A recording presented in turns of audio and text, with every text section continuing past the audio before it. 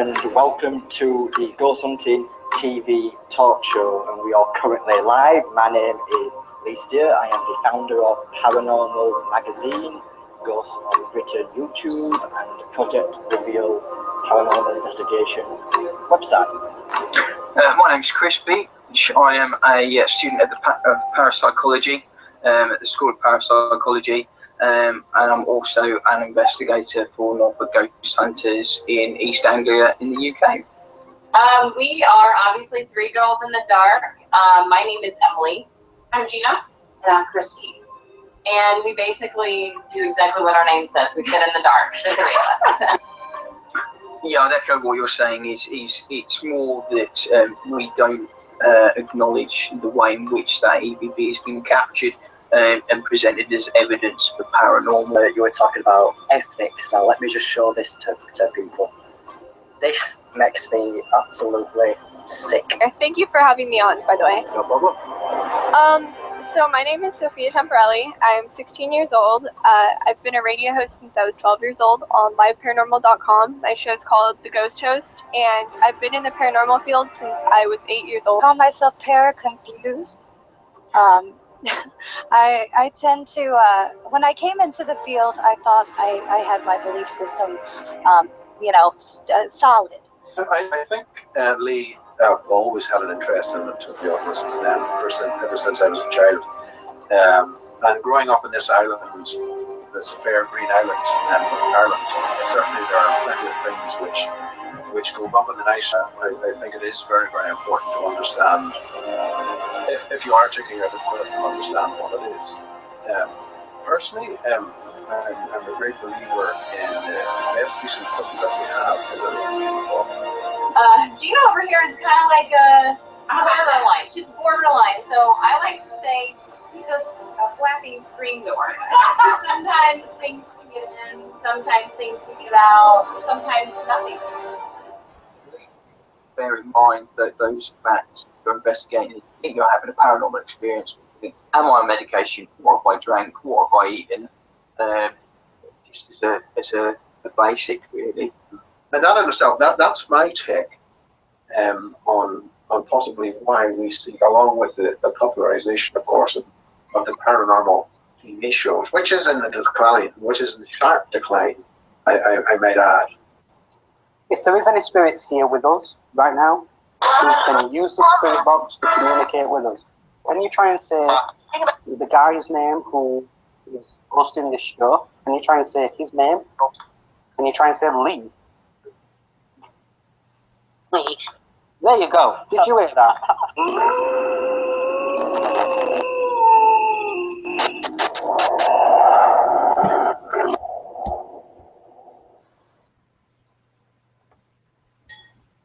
Hello and welcome to Ghost of Britain YouTube channel. My name is Lee Steer and we are currently streaming live on YouTube, Project Reveal, Ghost of Britain, Paranormal Magazine, Paranormal Database, Broadband TV, and Visa.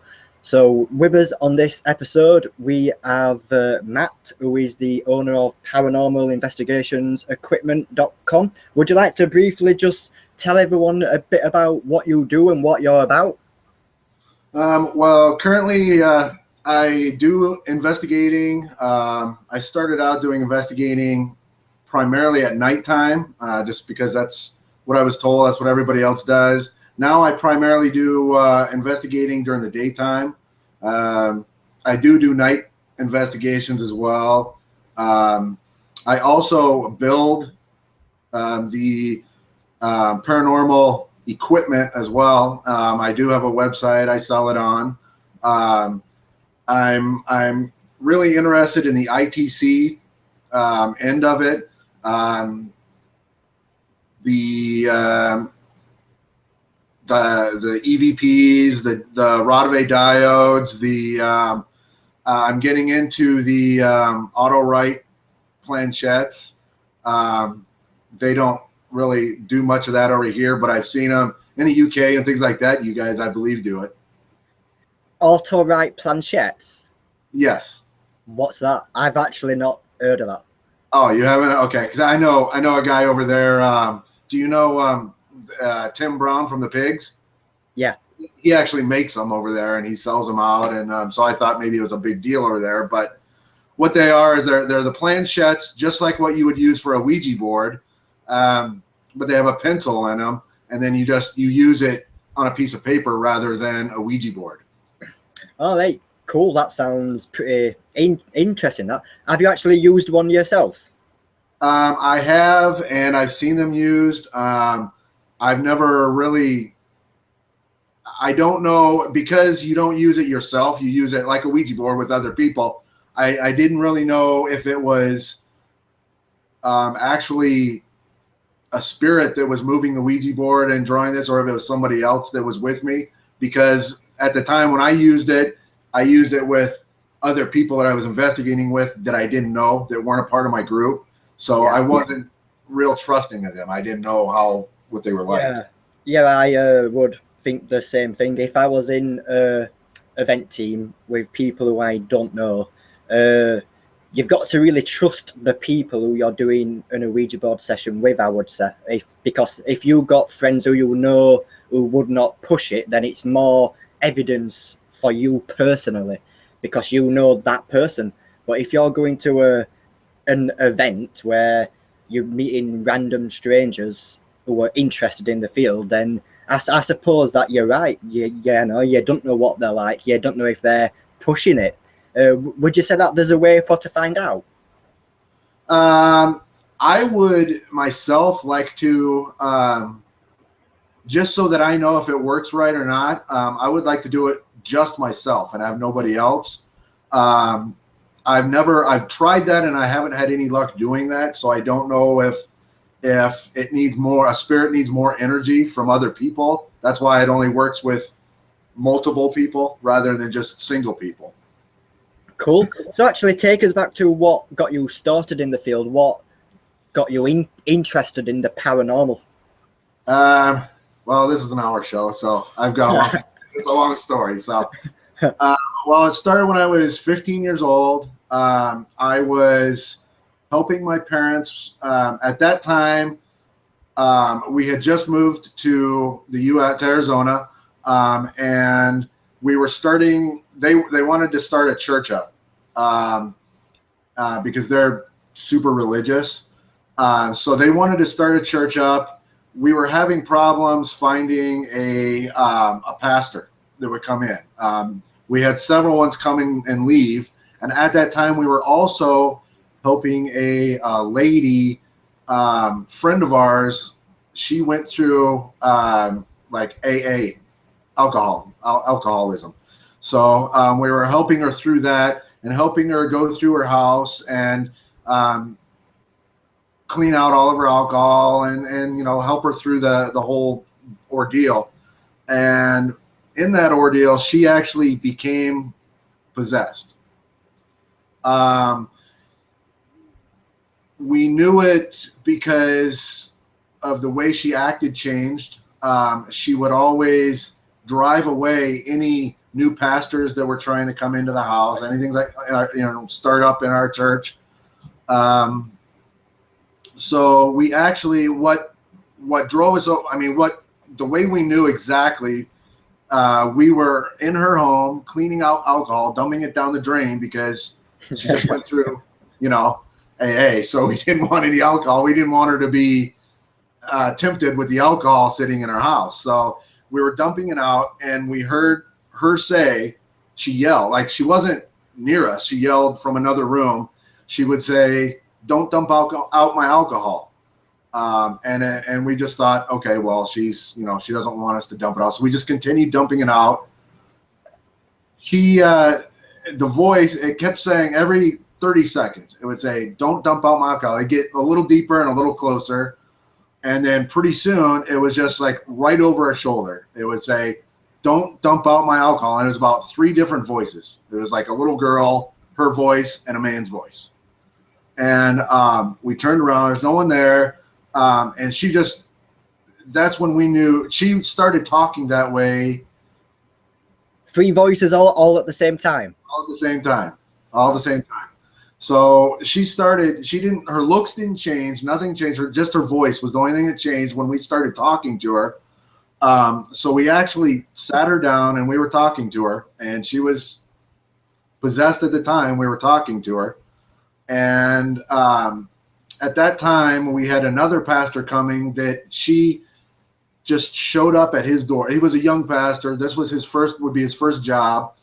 She just showed up at his door, totally naked. She just showed up there at his apartment, and she mumbled some stuff to him, and then he got really scared, and then she took off. He got really scared. She took off running down the street, so he kind of went running after, yelling her name, and she ran out, and she got hit by a bus, and it just totally killed her. A bus came along and just wiped her out. So ever since then, I kind of that got me interested in the paranormal, and ever since then, I've been doing investigations and things like that. And that was years ago. I'm 44 years old now, so that was years ago. God. So was that your first investigation then? I guess you could call it an investigation. I didn't really do much investigating. It was more or less, it presented itself to me whether I wanted it to or not. But I guess you could call it my first investigation, because since then I've been investigating and been interested in the paranormal. Cool. So when you first started, was you a 100% believer? Was you a skeptic? And has your view changed from start to finish? Well, at that time, like I said, my parents were extremely religious. So I had always been slammed the Bible. I mean, I had always been pushed that way. I mean, that's all I ever knew since, I went to Christian schools. I went to, all the way up until I was 15. I never really, that's all I knew. So I knew that from what I was told, I knew that demons existed, but that was my first real encounter with one. So what's the difference between a demon and a ghost? Well, my beliefs on that is probably a lot different than most people's. I don't believe that demons are really out there to harm others. I believe they're out there to maybe change minds, things like that, but I don't believe they're out there to harm until they get done with whatever body they're possessing, and then they might, like this lady, they made her run out in front of a bus because they were done with her, but that didn't kill the demon. That just killed the lady, and then the demon can go and possess someone else. And then I don't believe in ghosts. I believe in, spirits. I don't call them. That's why you see all these shows like Ghost Hunters and all this stuff, and it's like I'm not into the whole ghost thing. It should be paranormal because it's unexplained. I mean, no one knows exactly what a ghost is. I mean, no one, so it's paranormal because it's unexplained. So, that's the way I go. It's paranormal. Yeah, I think the same thing. Everyone who actually knows me knows that I am a skeptic in the paranormal field, but I'm a respectful one. I'm someone who likes to listen to people's views, people's opinions, because what I've learned is that everyone has a different theory, different method, and different views. And it also stems from what religion you're from and etc. But my personal belief is that I don't believe in ghosts 100%. I do not. But I do believe that there is things out there what science can't explain, which I would class as in the paranormal genre. But for me to actually say a spirit exists or something along them lines, then I would need something more significant. So I would need something paranormal for to happen, but then I would need something intelligent to happen next, where, for example, if we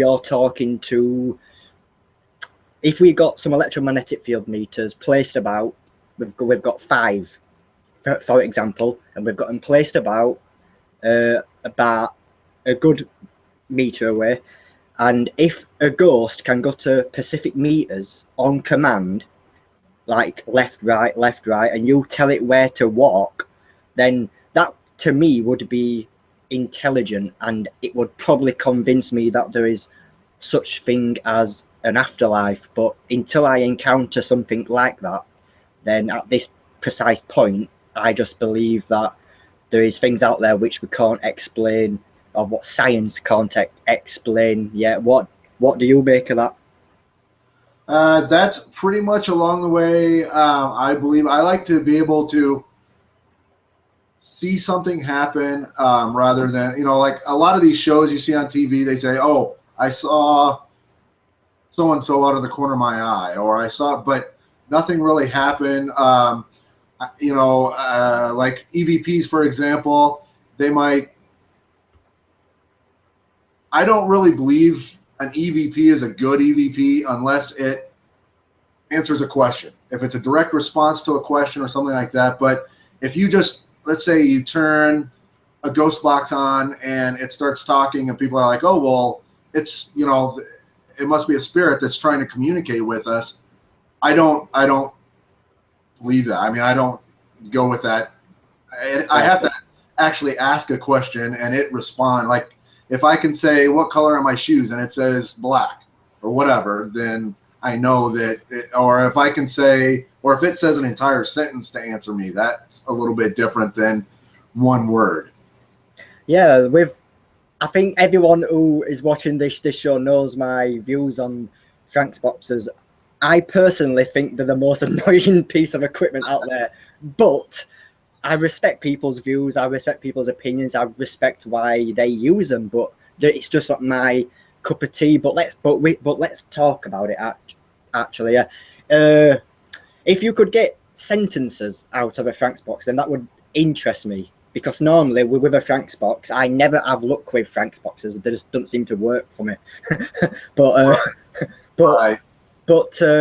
if I was to have a Frank's box on me and I was to say, can you tell me my name? You actually notice on the intro, a guy called Mark Smith has got a Frank's box and he says, can you say the guy's name who hosts this show? And it goes, E.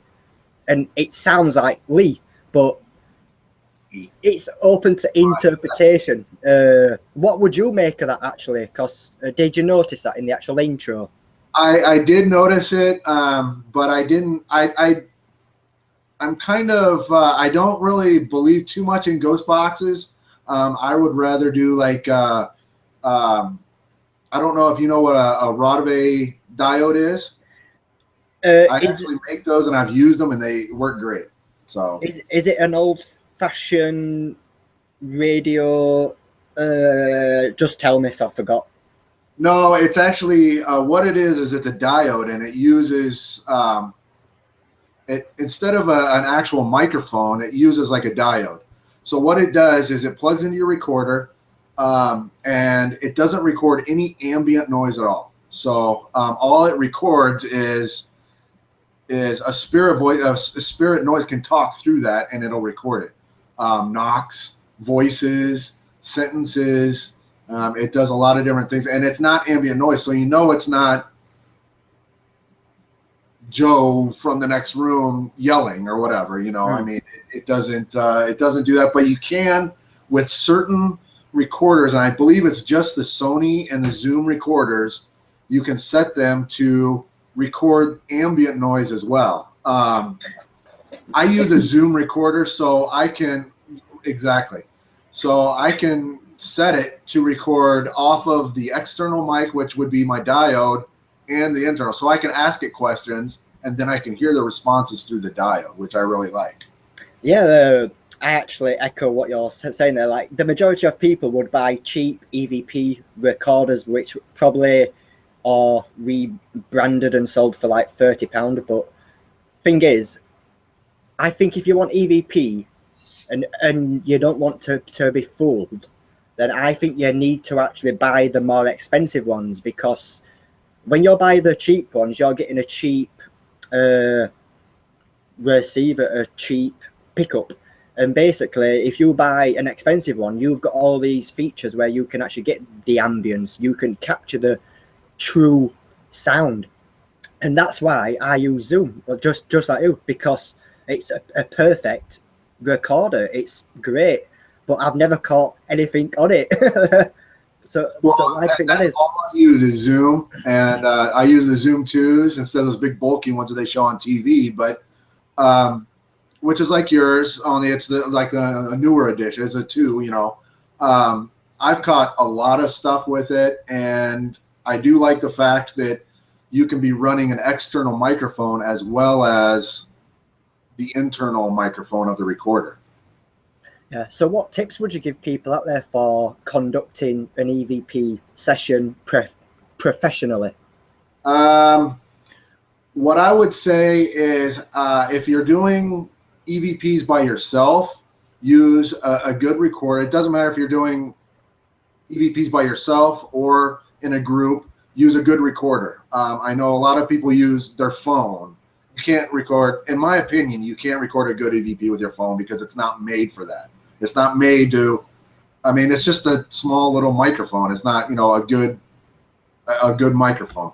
There's also the cheapy recorders that you can get from stores that are, you know, and they're not very good.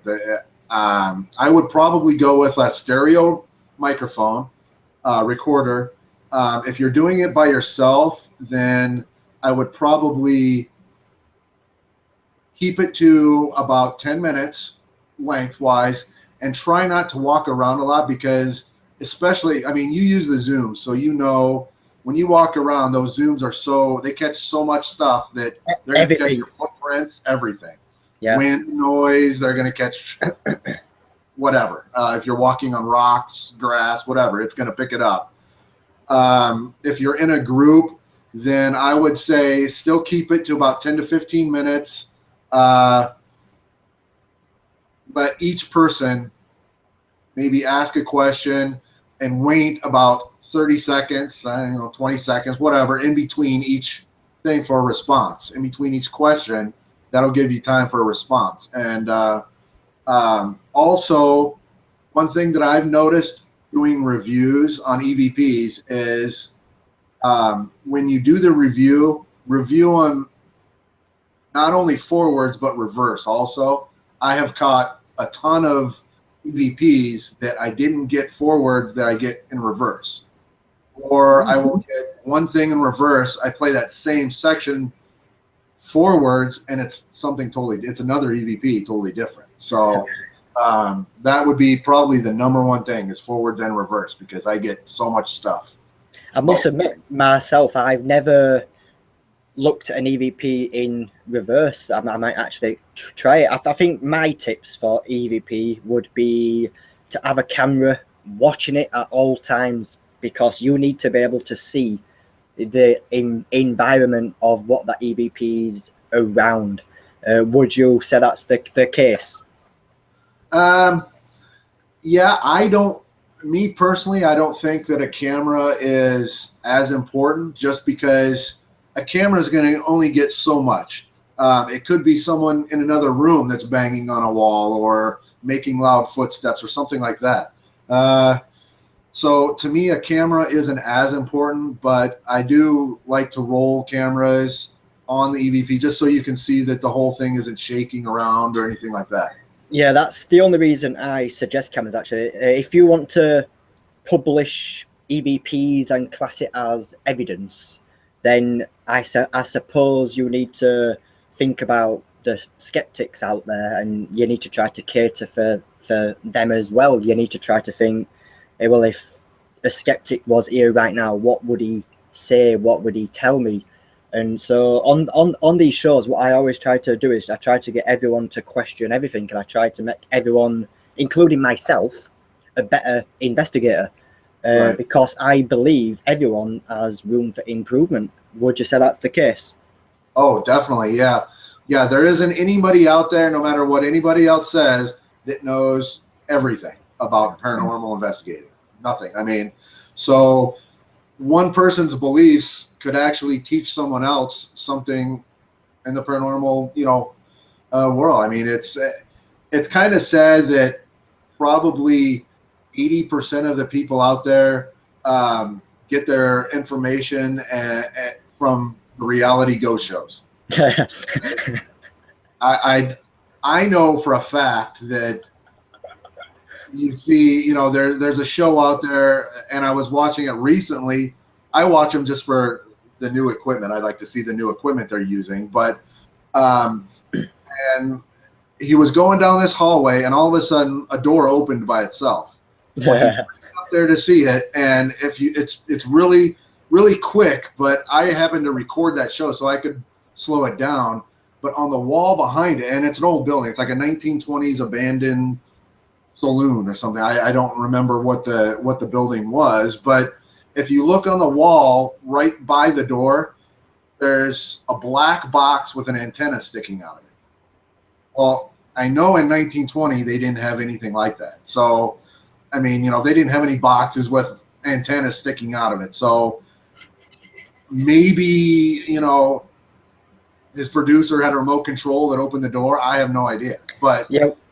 I mean, that's just one episode. So yeah, well, when it comes to ghost hunting shows, I feel the same. I can't trust them to save my life, basically, because in my opinion, well, actually, we had Steve Parsons on the show, and he's from Most Haunted, and he admitted that the purpose of why they formed Most Haunted was to actually sell advertisement space. And how could you sell advertisement space? That's to create a good, interesting show which makes people want to come back and watch more.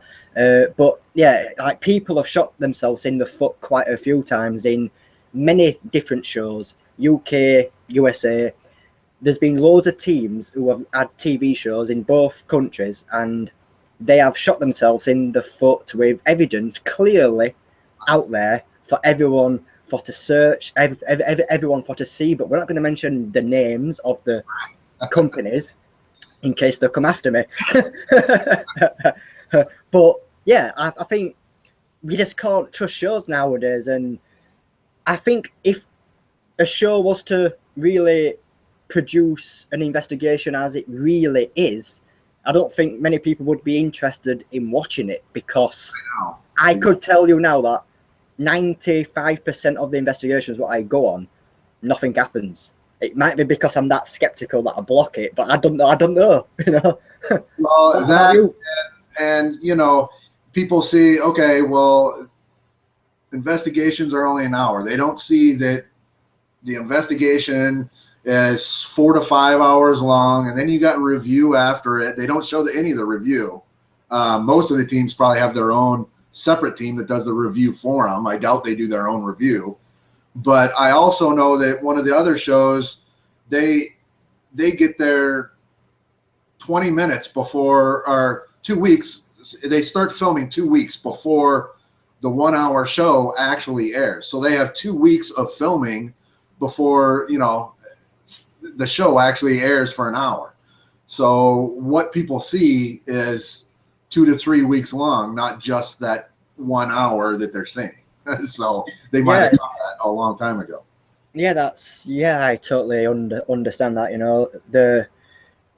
They film for a long time, and they just put the best bits in. And to be honest, the better, the faster TV shows get off air, I think the better the community will be in a certain way, because in my own opinion, this is what a TV show does. People will be sitting at their couch and they will be watching it on a Saturday night or Thursday night, depends where you're from, and and you'll be watching either one of two shows, Ghost Adventures or Most Haunted, or something along them lines, and they will be watching them and they will think, oh, they seem like normal people. They are using a K2 meter. Ooh, that picks up spirits. Let's form our own team and see if we can do the exact same thing. And but it's not just that as well. Like, TV shows will get people to start their own teams, yes, but they will also get people to go to event companies. They will get people interested in that way, and they will create revenue that way. And I'm fine with people creating revenue as long as they're truthful about what they're either selling, what they're actually promoting, and just be truthful to the actual audience. Because I've been on certain event companies and they tell you this is 100% talking to spirits, and as a skeptic, I don't like that because Right. I know for a fact it's not scientifically proven. So I'm like, are they kind of lying in your own opinion? Right. Well, also in some of the TV shows, if nothing happens, the producers make something happen just so it's good TV. I mean, so I mean, yeah, I agree with you there that there are a lot of people that fake evidence just for TV. Exactly. Yeah. What do you think gets people interested in ghosts in general? Like, what do you think makes people go out there and investigate? What draws them to it? I think it's the scare. That's why a lot of people do it at night, because they like to go out into they like to be scared and like to go out into. That's why these haunted attractions for Halloween do so well, is because people like to be scared. I mean, they like to go into a dark area that they don't know what's going to happen, and that's why I think there isn't a show on daytime investigations, because no one would watch it. I mean, but what they have to realize, and most people don't care about it, is that spirits don't wait until the sun goes down and then come out. They're out all the time. I do investigations in cemeteries, abandoned buildings, everything during the day, and I get as much, if not more, things during the day than at night. I mean, Actually, I can echo what you're saying there. Even though I am skeptic and I keep on saying that, but I've done investigations what started in daytime and went to nighttime, and if you was to class something as evidence, then it all happened in the daytime. It happened before the night came down. And yeah, if you was a spirit carrying on your life in general, then most people would be sleeping at night. So hence the spirit world might be less quiet. But I do understand why people investigate at night. There's quite a lot of reasons, isn't there? Like the noise pollution, there's the actual equipment what's designed like night vision and etc. Even though you can use that in daytime still, because it is a specific wavelength what you're capturing. So yeah, I actually echo what you say. The night vision thing, you can at night, but in the daytime you can use full spectrum cameras. You don't need, the ambient light is plenty. And when I do investigations, daytime investigations are actually more scientific, I believe, than daytime. But when I do my daytimes, let's say, for example, in a cemetery, I've got a tripod, and I use a regular camera and a full spectrum camera next to each other that I can shoot off a picture at the same time. I can click them at the same time. That way I might be taking a picture of a tree, and then I can, when I go back over the evidence and do review, I can do it side by side. I can see the full spectrum on one side and the regular that way, and I've caught pictures like that side by side where in the regular you don't see anything but a tree. The full spectrum, you see there's a tree there, and there's actually a spirit or something hanging in the tree looking back at the camera. So I mean, there's a lot of different ways like that you can do things. Yeah, actually, let's stick on the topic of cameras actually then. With cameras, there's like full spectrum, infrared, ultraviolet, and there's also 3D. What's your take on 3D cameras? Do you think it's a useful camera? My opinion is I don't think so. I think you're going to get more camera lens flare, and you're going to get more maybe anomalies that you're going to see orbs more, or pieces of dust more pronounced. You're going to see things that aren't actual paranormal be more pronounced. So people are going to automatically assume, hey, I caught an orb or I caught a spirit dust or whatever. You know? I'm glad that you said that. I mean, you know, I'm not, as you can tell, I'm not a big orb. Yeah, I don't believe much in orbs, so they're either dust or bugs to me. So you know. Yeah, for to actually get an orb, you need a light source, and then you need an object, which could be dust, flies, insects, moisture, pollen, humidity, and the list goes on. Yeah, I mean, there's such a wide. It could be anything. That's why it's. That's why I don't really believe in. I like to believe in things that are really narrow, that you can narrow down to say, okay, that's. I can't explain it. I don't know what that could be. So sticking on that, then sticking on spirit orbs and etc. The only way I would believe that something was paranormal with an orb was if it could be intelligent. So that means you've got a camera watching one, and it responds to commands. Like if you could say move to the left, and it moved to the left. If you could say right, move to the right, move to the right. And then if it specifically, directly answered to questions, then yeah, I think I'd find that very interesting. Would you? well, I have never seen on all of the videos with orbs and everything that I've seen, I've never seen one sit there and hover and do exactly what you're saying, try to communicate and go to the right or go to the left or hover, go up, go down, whatever. I mean, they're either like on TV when they show them, they're coming out of people's heads, or I mean, you know, that could be a piece of dandruff flying out of their hair or something. Who knows? You know, I mean, I've never seen one on command, like you said. So that makes me iffy as well. So yeah, it's me too. I think that would be the only way I would believe that something was happening strange. I wouldn't possibly say it was a spirit, but you know, I would be thinking that it's something along the lines of paranormal activity if that was to ever happen. But like you've just said, I have never ever seen it. So what's been your most convincing evidence? Like what's been your most convincing thing? Well, like I said, I don't have really one thing that one piece of evidence that I go off of that I keep going back to.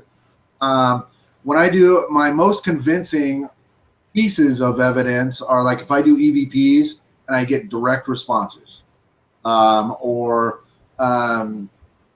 if I'm doing, I don't do them hardly anymore, but I used to do ghost box sessions a lot, and I would get direct responses.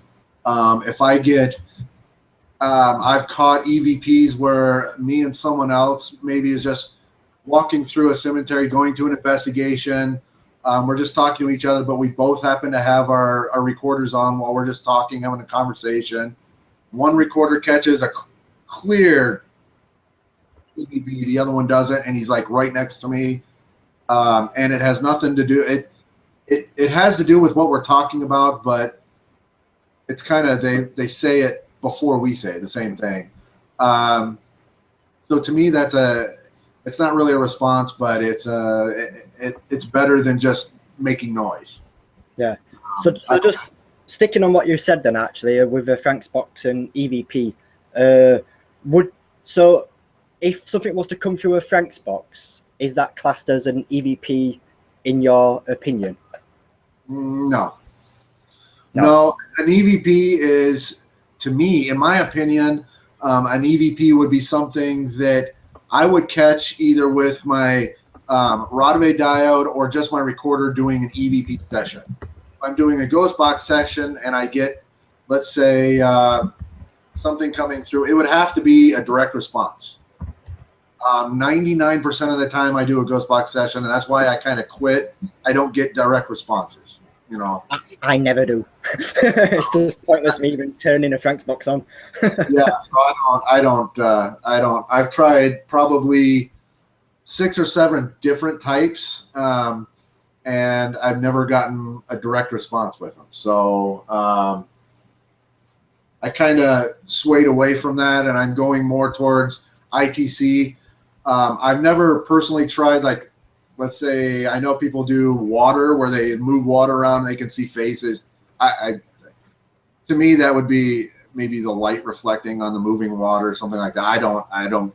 Yeah, it's like when you're looking at clouds, like if you have a group of people around you, you'd probably notice that you would make different patterns out of the clouds. And I would say that's a similar thing, pareidolia, where you're just making sense out of something which doesn't make sense really. But no, it's down to everyone's personal opinion. And I always say it doesn't matter what other people say. It doesn't actually matter what skeptics say. The only thing what matters is what you think. And if you think that you've looked into stuff enough, then that's fair dues. I think everyone should be entitled to their own opinion. So, have you ever been criticised by skeptics before at all, or not? You mean criticized, or if I like present them with EVPs or something and they say, I don't hear a thing. I don't have any idea what to. Yeah. I know a guy that I used to investigate with. He doesn't do much investigating anymore, but he's an incredible skeptic. He doesn't believe in anything. I mean, unless it's like right in front of him, he wouldn't believe it. You know what I mean? So, and I've presented him with a couple EVPs, but like you said, I didn't have a camera rolling, and skeptics like to have a camera rolling. That way they can weed out as much as possible, and it was a clear EVP. I was doing an EVP in a cemetery. I had it sounded like it was right next to the microphone, a growl, and it was real long. I mean, it was a pretty long growl, and it was over my talking, so it wasn't like, I heard it when I was there. I didn't. I mean, I heard it on the review is the only time I heard it. And it was in the middle of nowhere. This is an abandoned cemetery in the middle of nowhere. And I presented it to him, and he said, well, it could be a motorcycle driving by. It could be an animal. It could have been a dog that was out there growling at you. And I'm like, if there was a dog right in front of me growling at me, I would know it. I mean, I would see it. I would be, if it was, this is in the middle of nowhere. It couldn't have been a motorcycle driving by or whatever. But I think no matter what, even if you had 100% evidence, there'd be still the skeptic there, in my opinion. And even if ghosts was scientifically proven down the line, there's also the chance it can be disproven down the line again as well. But with EVP, I think you do need to have as many safeguards as possibly if you're going to present it as evidence. My tips would be have a camcorder, have dual redundancy, so that means have two of the same recorders next to each other. So if you get an EVP on one of them, by right, you should get it on the other one. And more tips, I would say, to have a camera watching a camera, but it's expensive. You can't really just do stuff like that. But and also take note of the environment. Take note of if there is wildlife about, if there is animals, what the weather's like, if there's a main road next to you, and stuff like that. And if there's a car what's coming down, and if you are next to an EVP, tag it, say this is a car. So then when you're reviewing it back, you know that that's not a growling sound. So my next question would be, how easy would it be for someone to find evidence which is not actually evidence what they've missed to tag, if that makes sense? It's pretty easy because I know a lot of people, and I've investigated with them, and they don't tag things. So you never know. I mean, you could be investigating with 5 people, and 2 of them are girls and 3 of them are guys, and you hear this noise. You don't know if it's who it is, what it is. If they would tag when they come into the room or whatever, if they would say, hey, this is so-and-so entering or whatever. And that kind of goes back another reason why I said when you do EVP sessions with other people, to keep it to about 3 in a group. Don't and while you're doing the session, people shouldn't be walking in or whatever. I mean, you know, you can take 3 people to a bedroom or a hospital room or whatever you're doing your investigation in, but try not to. But I really like to just, I mean, this is expensive as well, but I like to, I have several recorders and I just leave them in rooms while we're investigating the rest of the hospital, whatever we're investigating. And then when we enter that room that has a recorder in it, we tag. We say, hey, we're walking into this room. This is so-and-so. That way, when I review the evidence from that recorder, then I'll know that so-and-so was in this room. But I do also have a camera in that room so that you can actually see the people walking into the room as well. Cool, yeah. There's a question in the actual chat room, actually. I think someone's listened to something what you said just a sec ago, and the question is, why do you believe that you shouldn't document with a camcorder? That's on Rick. Well, what I explained earlier is a camcorder is going to be focused on one item, whereas off camera it still could be someone making a noise, and that recorder is going to pick that up. But again, you can, if you want to, let's say you have the recorder sitting on a coffee table, and you have a geophone next to it, then you have the camera on both of those items. That way you can see if the table is vibrating or moving, and that's what the recorder is picking up or anything like that. Cool. You have access to this chat room. I can't see the questions. No. Another question is, what's your belief in spiritual protection? I have never, when I go on investigations, I don't ever say a little prayer or whatever before I do an investigation myself, because I believe that, you know, when I was younger, I was baptized. So I believe that once you're baptized, that no harm can come to you. I've been told so many different stories about that. I've told people that, and they say, oh, well, then why can a pope be possessed? And it's like, well, maybe the pope wasn't baptized. I don't know. I don't know the pope. I don't know anything about him. So, you know, I mean, that's just my belief. I do know that there's people that I do investigate with. They go off and they say a little prayer. Usually in my last group that I investigated with, one of them was a preacher. So he kind of gathered every round and did his own little prayer and stuff like that. So I don't specifically, you know, like I don't carry certain medals or anything like that. So yep, that's fine. That so you can probably see on your screen that I'm on your website. Would you briefly like to tell people how they can find you and what your website is about?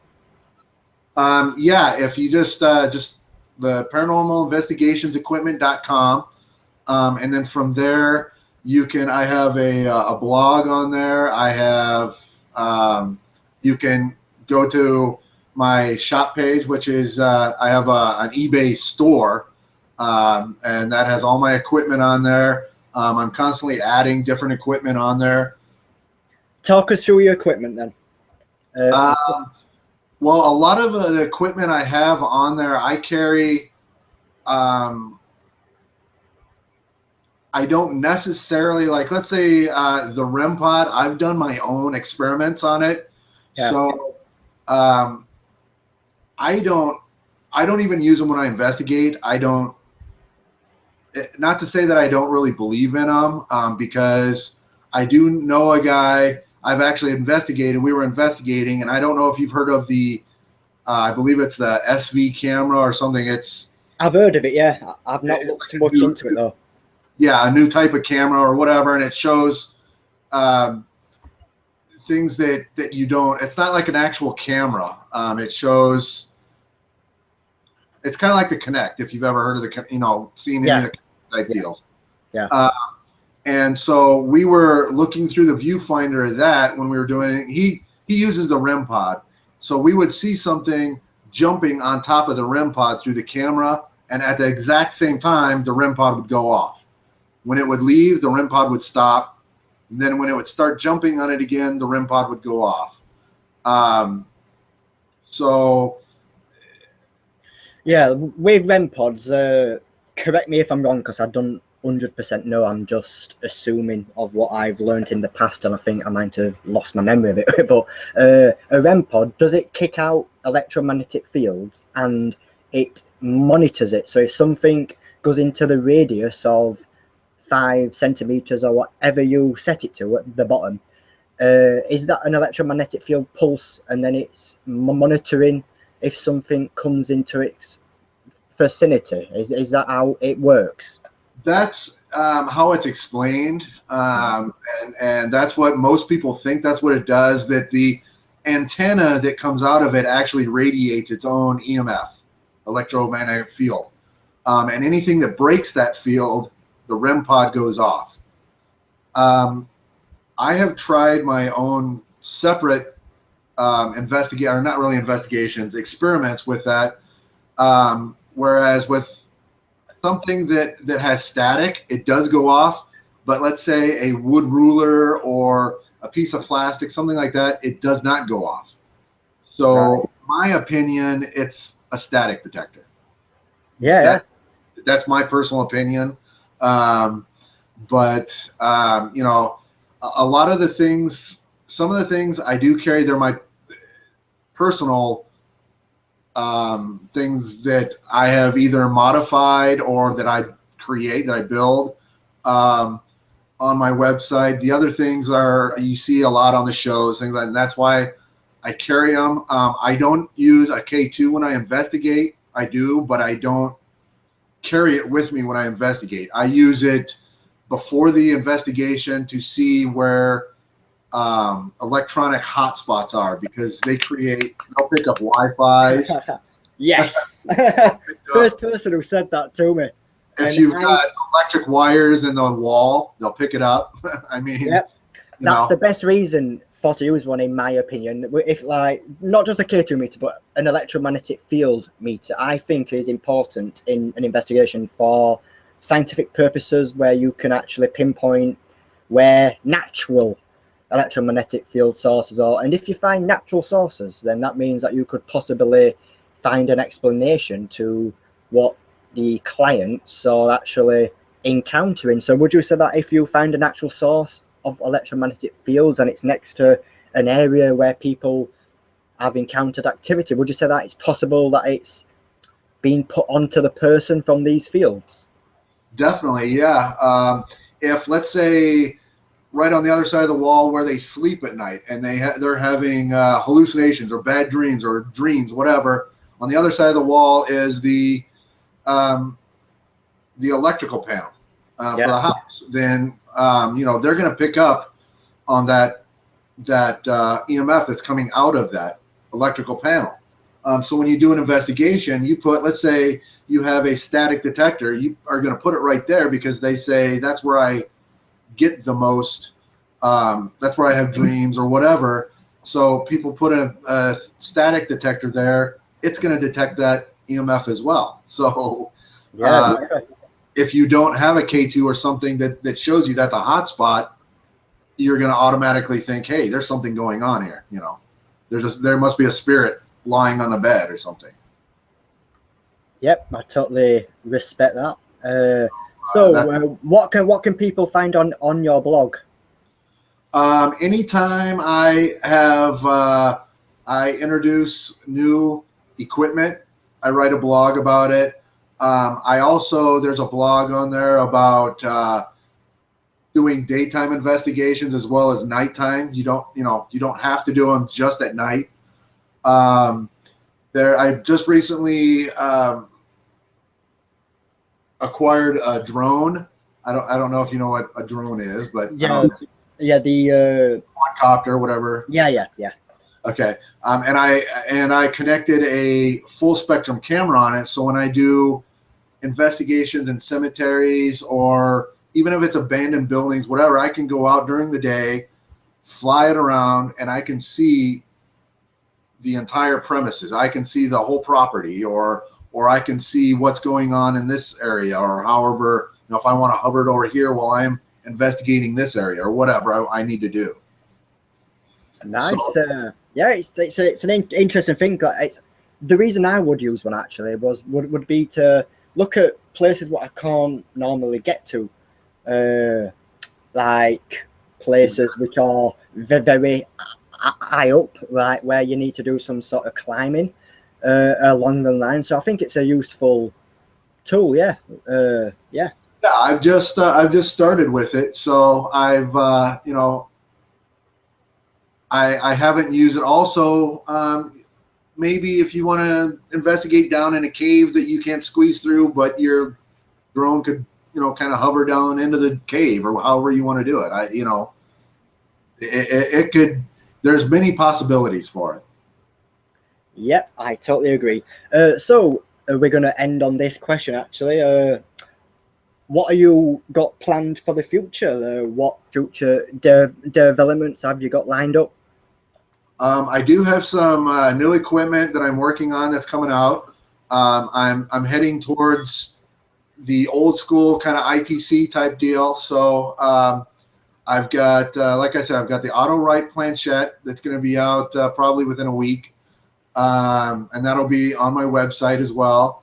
I'm sure I'll be doing a blog about it. I've got another ITC piece of equipment coming out that has never been out. So it's not an older piece of equipment that I'm copying. It's actually one that I'm going to be coming out with that hopefully I don't know if it's going to take off, because it incorporates the Rodaway diode, and not a lot of people know about that. I get a lot of messages that people are like, well, what is that? What does it do? So, not a lot of people know about it. Yeah, I've actually got one myself actually, but I've only tried it once. I don't know if it might be actually not working because I didn't get on it. But what actually happens if you plug it into a laptop? Does it record normal sound, or does it record ambient sound, or what does it actually record? It won't record any ambient sound, because I don't know about yours, but the actual Rodaway diodes, the old school ones that I've come out with in mine, they don't have an external mic. They don't have a microphone on them at all, so they won't record any ambient noises. What it does use is a germanium diode, which is a type of a crystal that it actually records vibrations, and those vibrations come through as words. Oh, cool. That sounds interesting. So yeah, keep us posted on your future developments, and we'll have you back on the show later on to see what's changed, if your views have changed, if you've done any investigations and etc. But it's been an absolute pleasure having you on the show. I hope you've enjoyed it.